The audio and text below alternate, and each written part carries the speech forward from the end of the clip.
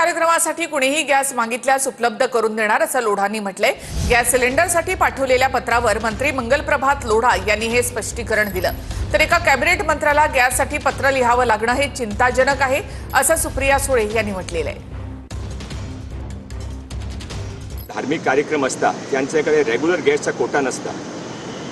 शिर्डीचा भंडारा असेल किंवा मंदिरची प्रतिष्ठा असेल किंवा जैनाची ओली असेल, काल एक शिर्डीच्या मंदिरचा पण भंडारा होता, तिथे पण गॅसचा प्रबंध दिला। 3 दिवसापूर्वी एक गणपती मंदिरचा होता, तिथे पण गॅसचा प्रबंध केला, जैनाची ओली पण करून दिला। यामध्ये काय गैर नाही। माझी विधानसभामध्ये अजून कोणाकडे विशेष धार्मिक कार्यक्रमासाठी ज्यांच्याकडे रेग्युलर गॅस कोटा त्यांच्याकडे नाही आहे, ते माझ्याकडे आले तर त्यांना मी गॅस उपलब्ध करून देऊ। लोढाजींनी जे पत्र भुजबळ साहेबांना पाठवले ते तुमच्या सगळ्या चॅनलवर आजच्या वर्तमानपत्रात मी पाहिलं।